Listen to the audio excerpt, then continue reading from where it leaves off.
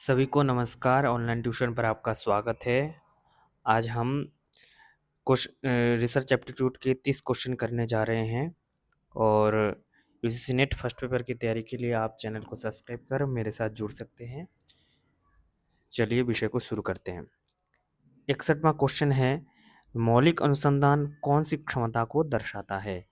तो नए विचारों का संश्लेषण करना, नए सिद्धांतों की व्याख्या करना, या अनुसंधान के विषय में मौजूदा सामग्री का मूल्यांकन करना, या विभिन्न विषयों के बारे में मौजूदा साहित्य का अध्ययन करना। तो इसका उत्तर क्या हो जाएगा? ऑप्शन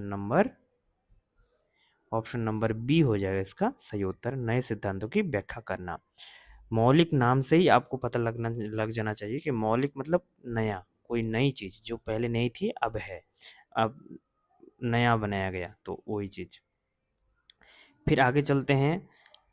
आगे कह रहे हैं कि अध्ययन का खोजपूर्ण, वर्णनात्मक, विश्लेषणात्मक या भविष्य सूचक अनुसंधान का वर्गीकरण किस पर आधारित है? को खोजपूर्ण, विश्लेषणात्मक, भविष्य सूचक अनुसंधान का वर्गीकरण किस पर आधारित है, ये पूछ रहे हैं। तो क्या हो जाएगा इसका उत्तर? तो उत्तर हो जाएगा ऑप्शन नंबर डी, उद्देश्य पर आधारित है। फिर है 63वां क्वेश्चन, निम्नलिखित अनुसंधान विधियों में से कारणता के संबंध में सबसे महत्वपूर्ण प्रमाण कौन सा है? कारणता, कार्य कारण है, तो कारणता के संबंध में महत्वपूर्ण प्रमाण चाह रहे हैं। तो क्या हो जाएगा इसका उत्तर? तो इसका उत्तर हो जाएगा ऑप्शन नंबर ए, प्रायोगिक या एक्सपेरिमेंटल। यही सबसे महत्वपूर्ण प्रमाण है, क्योंकि कार्यकरण का सबसे ज्यादा स्पष्टतया देखने को मिलता है इसी में। ठीक है ना? कार्यकरण का संबंध कह लो, इनका संबंध कह लो। केस अध्ययन की सबसे बड़ी सीमा कौन सी है? जो केस स्टडी हम करते हैं उसमें सबसे बड़ी सीमा कौन सी है? कुछ ही विषय हैं जिनके लिए ये उपयुक्त होती है। इनमें कोई नियंत्रण समूह नहीं है। इसमें एक बड़े न्यायाधीश की आवश्यकता होती है, उपरोक्त में से कोई नहीं। तो कौन सा हो जाएगा उत्तर? ऑप्शन नंबर बी, इनमें कोई नियंत्रण समूह नहीं है। तो केस स्टडी की सबसे बड़ी सीमा बिल्कुल इस नियंत्रण समूह नहीं है, मतलब कितनी ही बड़ी हम कर सकते हैं केस स्टडी। फिर है, निम्नलिखित में से कौन सी अनुसंधान विधि को नियंत्रित अवलोकन कहा जा सकता है? नियंत्रित अवलोकन किस विधि को कहा जा सकता है? ऐतिहासिक अनुसंधान को, दार्शनिक अनुसंधान को, क्षेत्र प्रयोग को, या उपयुक्त सभी को? तो इसमें कौन सा उत्तर हो जाएगा? इसमें उत्तर हो जाएगा ऑप्शन नंबर सी, क्षेत्र प्रयोग को नियंत्रित अवलोकन विधि भी कहा जा सकता है। आगे चलते हैं। क्षेत्र कार्य पर आधारित अनुसंधान को किस रूप में वर्गीकृत किया गया है? तो क्षेत्र कार्य पर जो आधारित अनुसंधान है उसको किस रूप में वर्गीकृत किया गया है? तो क्या हो जाएगा उत्तर इनमें से?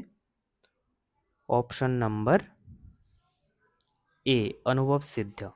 ठीक है ना? क्षेत्र कार्य पर आधारित अनुसंधान को अनुभव सिद्ध के रूप में वर्गीकृत किया गया है। फिर है आगे, निम्नलिखित में से कौन सा एक अनुदैर्घ्य अविकल्प नहीं है? ध्यान रखना, आपको नहीं है बताना है।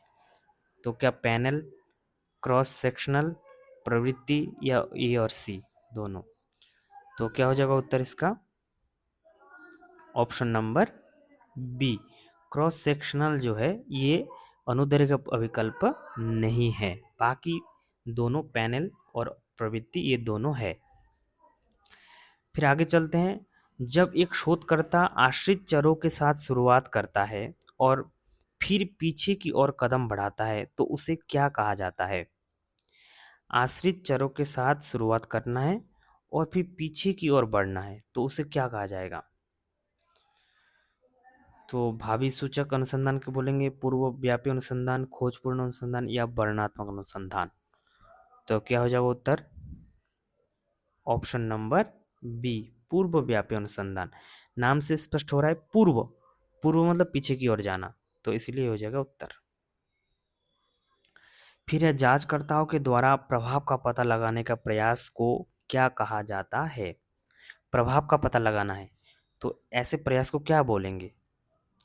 सर्वेक्षण अनुसंधान, पूर्वव्यापी कार्योत्तर अनुसंधान या ऐतिहासिक अनुसंधान या योगात्मक अनुसंधान।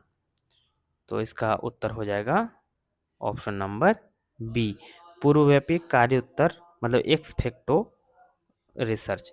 देखो कार्योत्तर इस एक्सपेक्टो रिसर्च का मतलब ही है कि कार्य हो गया पहले, फिर कार्य होने के बाद उसका क्या प्रभाव रहा इसका परीक्षण निरीक्षण करना, इसी को एक्सफेक्टो अनुसंधान कहा जाता है। ठीक है ना। फिर आगे है प्रयोगात्मक विधि का सार क्या है। सहसंबंध गुणांकों के संबंध में कार्य कार्ल पियर्सन का सही गणना करना, या विषयों से उनके व्यक्तिपरक अनुभव के बारे में प्रत्यक्ष रिपोर्ट प्राप्त करना, या सावधानीपूर्वक परिणाम लेना और रिकॉर्ड रखना, या कार्य कारण संबंध की पहचान करने के लिए नियंत्रण का उपयोग करना। तो क्या हो जाएगा इसका उत्तर, ऑप्शन नंबर डी, कार्य कारण संबंध की पहचान करना। देखो प्रयोगात्मक जहाँ भी एक्सपेरिमेंटल रिसर्च की बात आएगी तो उसमें कार्यक्रम का संबंध आएगा ही आएगा। तो ये चीज इसका जो है एक कीवर्ड है, आपको ध्यान रखना है, नोट डाउन करके रखना है। फिर आगे चलते हैं, निम्नलिखित में से कौन से अनुसंधान प्रतिमान वास्तविकता से व्यवहारिक दृष्टिकोण पर आधारित है। वास्तविकता से व्यवहारिक दृष्टिकोण पर आधारित होना चाहिए। तो क्या हो जाएगा इसका उत्तर, ऑप्शन नंबर सी, मिश्रित अनुसंधान। मिश्रित अनुसंधान जो मात्रात्मक और गुणात्मक दोनों का मिश्रण हो, उसमें जो है वास्तविकता से हम व्यवहारिक की ओर बढ़ते हैं।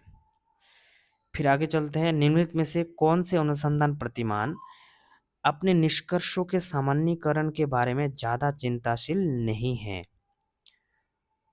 निष्कर्ष के बारे में ज्यादा चिंताशील नहीं है, ऐसा कौन सा अनुसंधान प्रतिमान है, ये पूछ रहे हैं।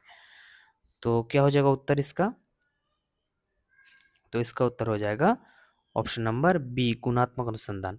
आपको एक चीज पता होनी चाहिए कि गुणात्मक अनुसंधान का निष्कर्ष नहीं होता या ना के बराबर निष्कर्ष होता है, इसीलिए निष्कर्ष के बारे में इसमें चिंता नहीं होती है।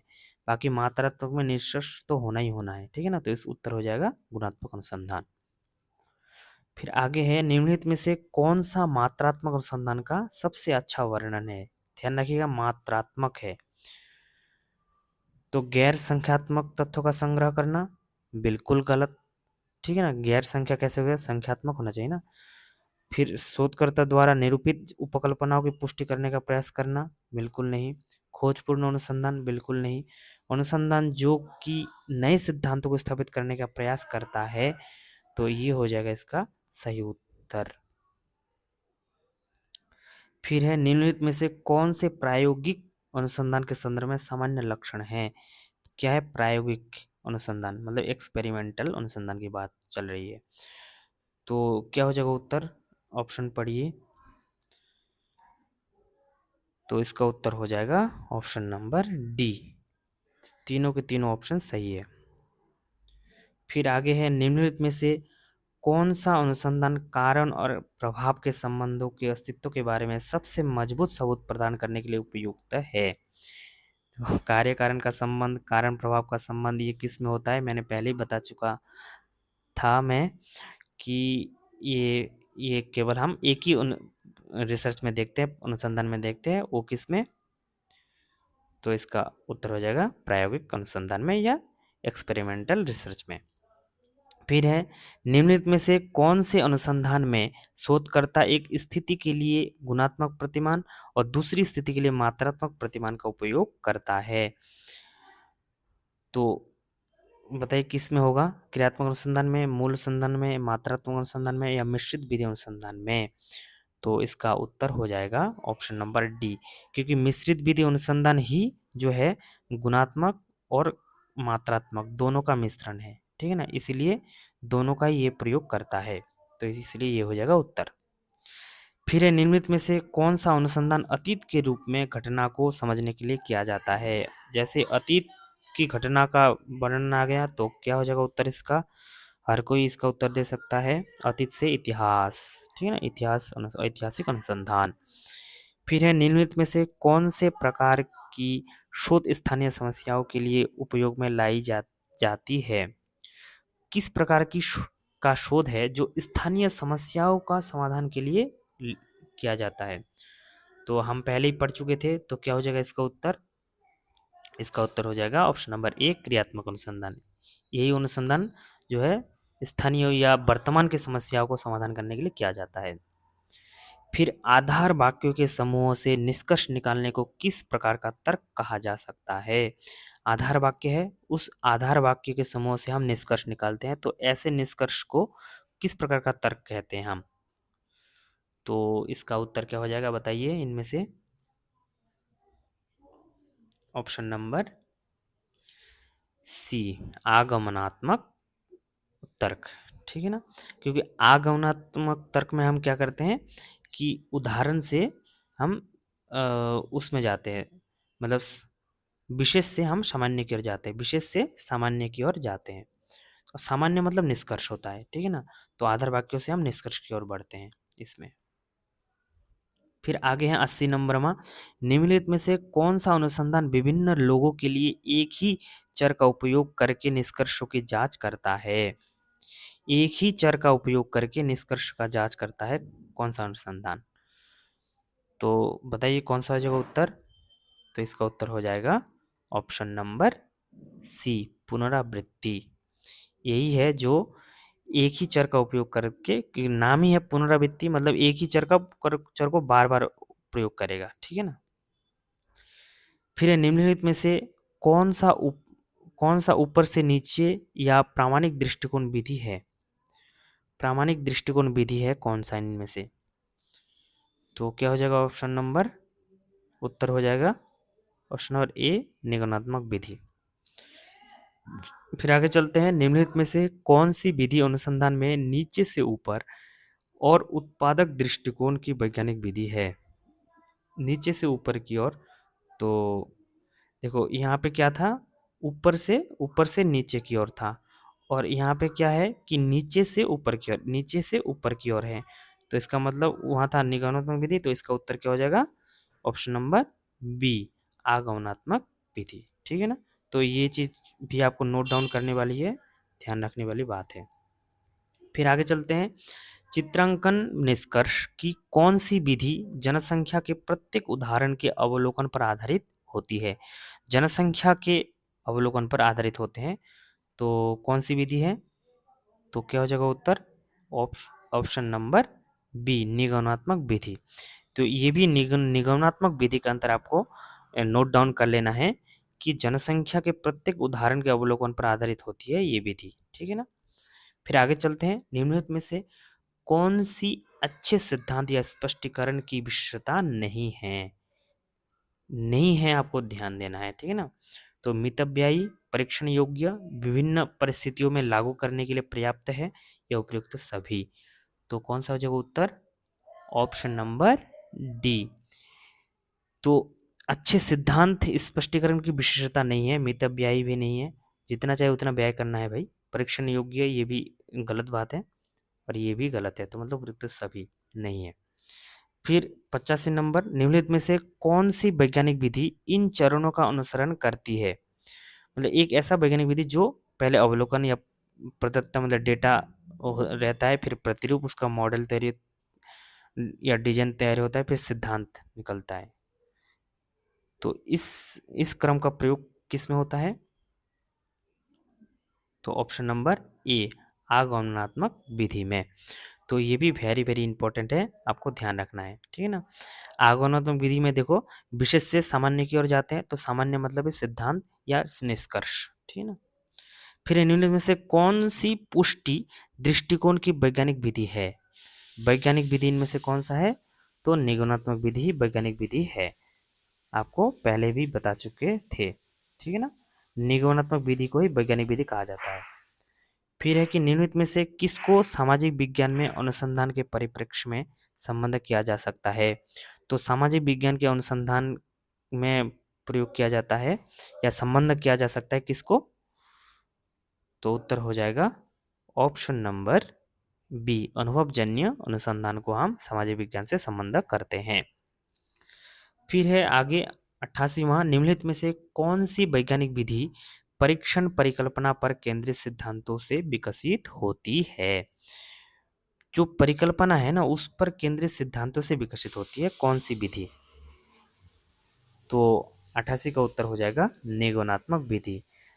ये सब छोटी छोटी बातें जो है ना, आपको निगमनात्मक विधि के अंदर नोट बना के उसमें ऐड करते जाना है। फिर आगे है, निम्नलिखित में से कौन सी वैज्ञानिक पद्धति नई परिकल्पना और सिद्धांतों को उत्पन्न करने पर केंद्रित होती है? नई परिकल्पना सिद्धांतों को उत्पन्न करने पर केंद्रित होती है कौन सी विधि, ये पूछ रहे हैं। तो इसका उत्तर क्या हो जाएगा? ऑप्शन नंबर बी, आगमनात्मक विधि।